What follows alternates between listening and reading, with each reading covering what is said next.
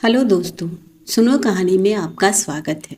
आज की कहानी का शीर्ष है यादें। आज जिंदगी के जिस पड़ाव पर खड़ा हूँ वहाँ कुछ विशेष उम्मीद करना भी खुद को धोखा देने जैसा ही है। बालों में चुपके से आ रही सफ़ेदी बार बार एहसास दिला रही है कि मैं बूढ़ा हो रहा हूँ। अब जवान होने से रहा, पर एक बात बताऊँ, आदमी उम्र से बूढ़ा नहीं होता। जिंदगी के झटके उसे बूढ़ा बना देते हैं। शरीर की चोट से तो आदमी उबर जाता है, पर मन के घाव वो तो नासूर बनकर ताउम्र तकलीफ देते रहते। क्यों? कुछ गलत कह रहा हूँ मैं? तुम्हें याद ही होगा वो दिन जब हमारी पहली मुलाकात हुई थी।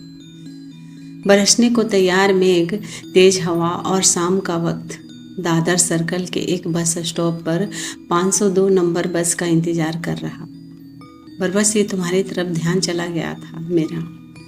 वो हवा में लहराता तुम्हारा आंचल और बार बार रेशम से जुल्फों को कानों के पीछे संभालते तुम्हारे नाजुक गोरे हाथ। मैं तो कहते कहते रह गया था, ऐसे ही रहने दो। ऐसे दृश्य पुरानी फिल्मों में कितनी बार देखा था मैंने, और हर बार यही सोचता था कि निर्देशक नकली हवा चलाकर नकली बारिश करवा कर शूट करते हैं। पर उस घड़ी एक बात तो पक्की हो गई थी कि फिल्म में भी सब कुछ झूठ नहीं होता।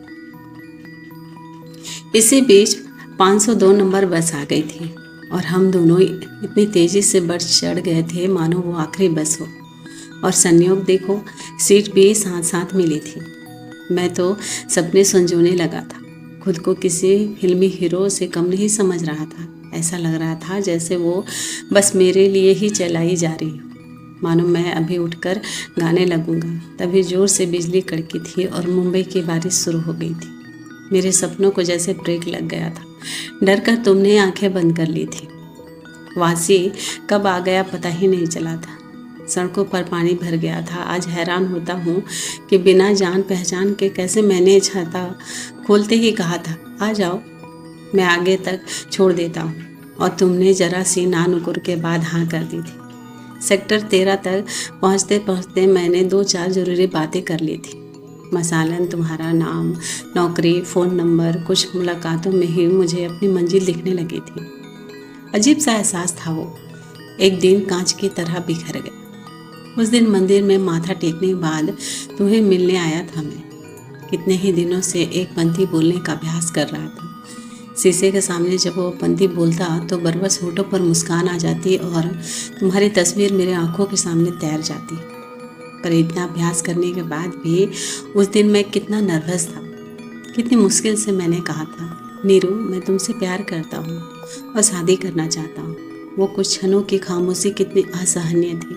उसके बाद जैसे कहीं दूर से आवाज़ आई थी तुम्हारी, राम, मैंने कई बार सोचा कि आपको सच सच बता दूँ, पर हिम्मत नहीं हुई।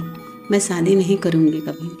ऊपर वाला ही नहीं चाहता था कि यह सुख मुझे मिले, इसलिए शादी के 4 महीने बाद ही विधवा हो गई। मैं अब अपने माता पिता के साथ रहती हूँ। मेरे अलावा उनका कोई नहीं। उनकी सेवा में ही अपना विशेष जीवन बिताना चाहती हूँ। आपको भी एक दिन अपने घर लौटना ही होगा। आपके माता पिता ने आपको लेकर कुछ सपने संजोए होंगे, उन्हें पूरा करना होगा। तुम्हारी आंखों से टप टप आंसू बहते हुए मेरे सपनों को धो रहे थे। बिना हाथ मिलाए ही तुम चल दी थी, शायद कभी ना मिलने के लिए। और मैं समझ ही नहीं पा रहा था कि अपने नसीब पर रोऊं या तुम्हारे। आज मुंबई से हजारों मील दूर हूँ, पता नहीं वहाँ कभी लौटूंगा भी या नहीं। पर तुम्हारी यादें, वो दादर का बस स्टॉप, वो वासी की 502 नंबर बस, तुम्हारी वह निश्चल हंसी, सब याद है मुझे। तुमसे कोई गिला नहीं है नीरू, पर अगर तुम्हें कभी यह पढ़ने का मौका मिले तो समझ लेना कि राम आज भी तुम्हें बहुत प्यार करता है और हमेशा ही करता रहेगा। तुम्हारी यादें हमेशा मेरे दिल दिमाग पर रहेगी।